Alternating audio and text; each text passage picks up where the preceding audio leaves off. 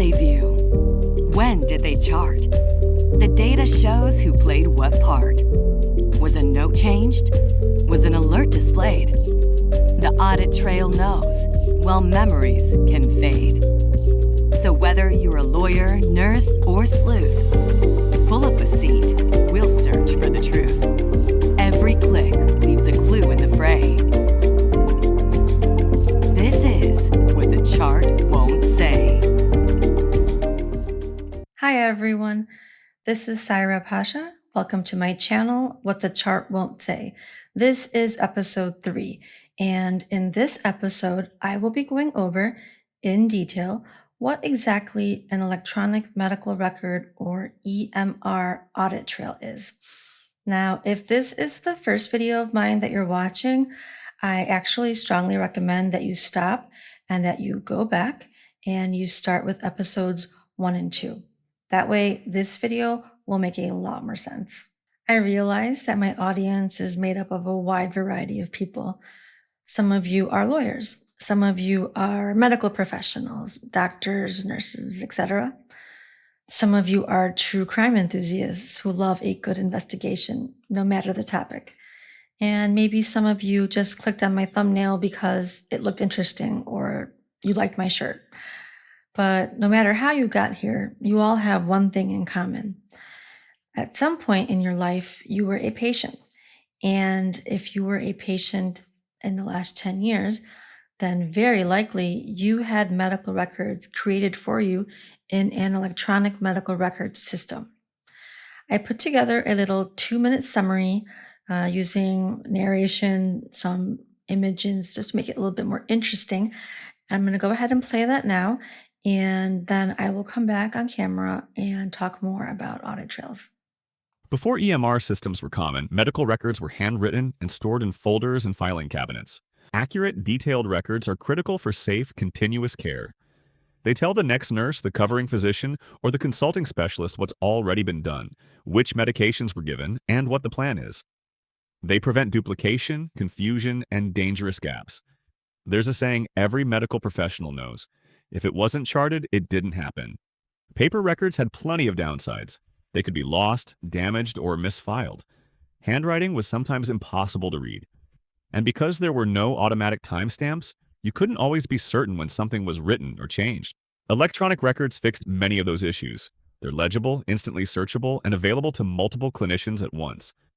They also capture exact times, users, and updates, things paper could never do. Modern EMR systems aren't just digital filing cabinets. They're intelligent tools. They include features that help clinicians document faster and perform risk calculations for serious medical conditions. All right, now that we've gone over that background information, we are ready to talk about audit trails. And just to be clear, when I talk about audit trails, I'm specifically referring to patient audit trails from EMR systems. And I just mentioned that because the term audit trail is rather ambiguous. Other software systems have audit trails, accounting software, finance software, etc. So when I talk about audit trails, it's patient audit trails. Okay, so what is an audit trail? So an audit trail is a time-stamped report showing all auditable actions performed by all users in a patient's chart. And auditable actions include activities such as view, access, create, edit, modify, delete, sign, and print. And think of it as a digital security camera within the chart. The system is recording the actions as they're happening and storing that in a database, and the audit trail is a report that displays what those actions were. So in order to generate one, you just simply pull it up. Modern EMR systems have audit trail reports built into them. So you'd pull up the audit trail report or tool, and you'd enter the patient's name or MRN number, the date parameters that you're looking for, and then you generate it. And for most patients and most systems, it takes just a few minutes. Now, with all this background and build up, I'm sure that a lot of you are very eager to see what an audit trail actually looks like. Well, I can't show you a real audit trail from a real EMR system because not only because of privacy laws, but also because of vendor copyright laws. So I made a mock audit trail in Excel that gets the job done. I made a little recording of it. And as I play that, I will also be going over the two most important reasons why audit trails need to be reviewed in every medical malpractice case. This audit trail belongs to George Pappas, who had an office visit on March 11th, 2023 at 9:53 a.m. Receptionist Denise Brown checked him in at the front desk. She verified his insurance, confirmed his identity, and completed the registration process. A little after 10:11 a.m., George was seen in exam room 3 by Nurse Maritis Garcia. She opened his chart, reviewed his allergies, and updated his medication list. Nurse Garcia then opened the chief complaints section, documented why the patient was there, and entered his vital signs into the system. At 10:38 a.m., she launched the exam note template, preparing it for Dr. Kumar to complete later during the visit. At 10:17 a.m., Dr. Amit Kumar opened George Pappas's chart and reviewed his medication list and prior visit notes, including one from March 2022 and another from September 2022. After that, there's no activity for about 8 minutes. Then at 10:25, the entries pick back up. Dr. Kumar viewed the Orders tab and signed a prescription for metformin 500 milligrams.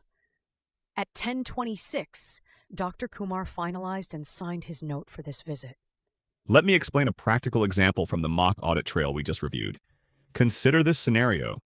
Dr. Kumar faces a lawsuit from Mr. Pappas, and during his deposition, counsel asks whether he reviewed the patient's prior medical records on March 11th, either before or during the examination. Now, it's important to understand that depositions typically occur years after the medical care in question. At this point, Dr. Kumar may not specifically recall reviewing those records. In such cases, he could testify about his standard practice of reviewing prior records.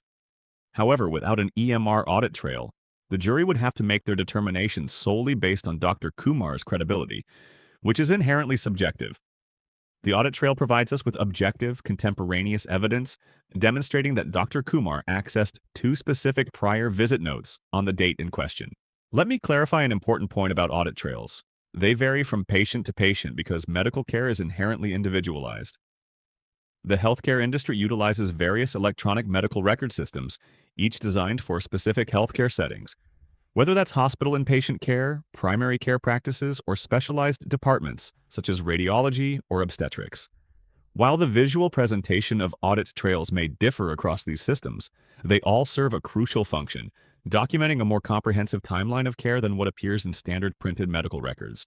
In the context of medical malpractice litigation, audit trails serve as essential investigative tools for both plaintiff and defense counsel.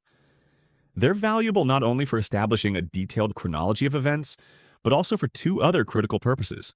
First, verifying the completeness of the medical record production, and second, identifying any clinical warnings or inter-provider communications that may have occurred.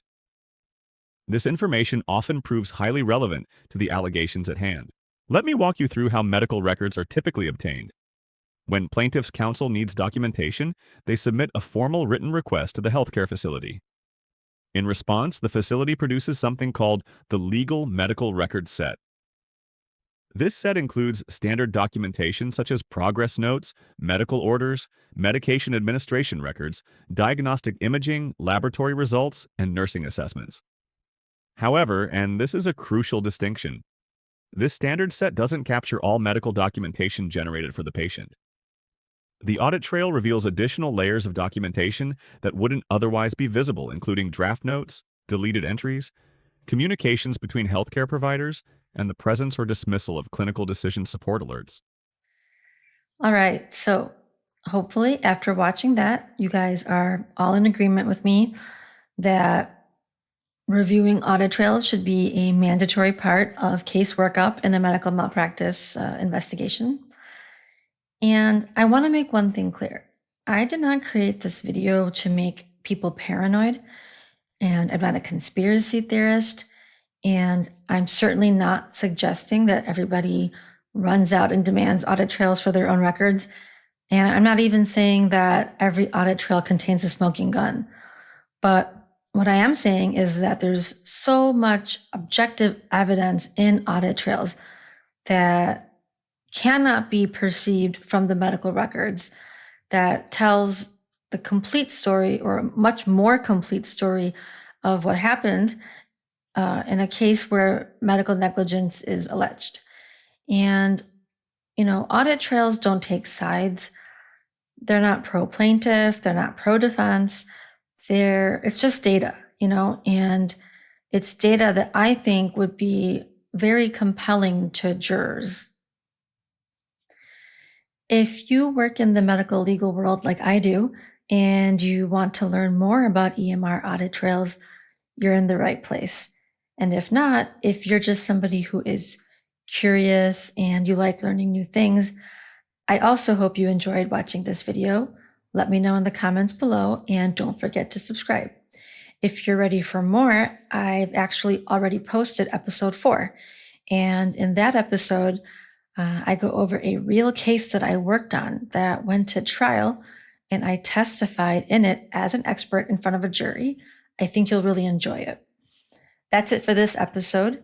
Thank you for watching. This is What the Chart Won't Say, where we follow the data and let the facts speak for themselves. See you soon. For professionals in the medical legal field who want to learn how to analyze EMR audit trails, this book was written for you. What the Chart Won't Say is a practical, step-by-step guide that explains how to read, interpret, and understand EMR audit trails in medical malpractice cases. It was created for attorneys, legal nurse consultants, risk managers, and medical professionals who need a clear and approachable introduction to this complex topic.